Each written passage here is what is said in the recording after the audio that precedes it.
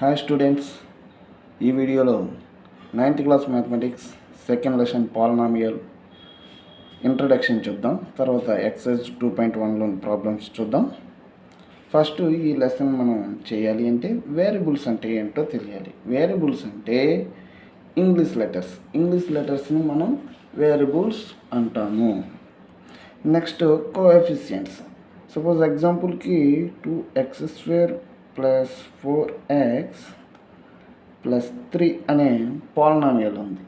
ఈ పాలినామియల్లో x² coefficients అంటే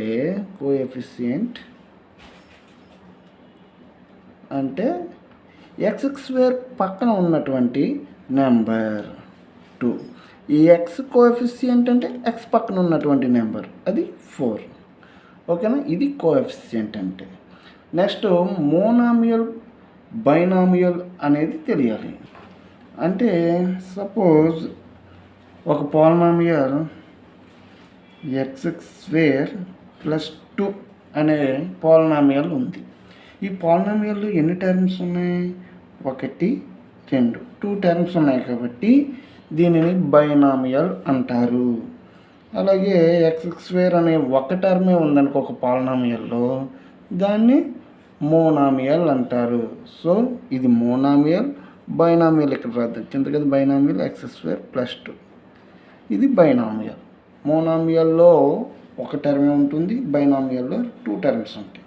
next degree of the polynomial x³ + 2x² + x + 1 అనే polynomial ఉంది. దీంట్లో డిగ్రీ ఆఫ్ ద పాలినామియల్ అంటే ఇక్కడ x పవర్లో 3 ఉంది, ఇక్కడ x పవర్లో 2 ఉంది, x పవర్లో ఏం లేదు కాబట్టి 1 ఉన్నట్టు. సో x పైన ఉన్నటువంటి నెంబర్స్నే మనం డిగ్రీ అంటాం.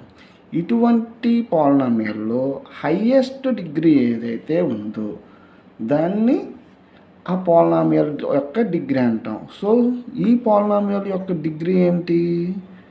3. ఓకే. నెక్స్ట్ లీనియర్ పాలినామియల్ అంటే x + 2 అనే పాలినామియల్ ఉంది. దీనికి x పవర్లో ఎంత ఉంది? 1 ఉంది. ఇలా x పవర్లో లేదంటే ఇంగ్లీష్ లెటర్ ఏదైనా దాని పవర్లో 1 మాత్రమే ఉన్నటువంటి పాలినామియల్ని లీనియర్ పాలినామియల్ అంటారు. క్వాడ్రాటిక్ పాలినామియల్ అంటే x² + 2x + 3 అనే పాలినామియల్ ఉంది.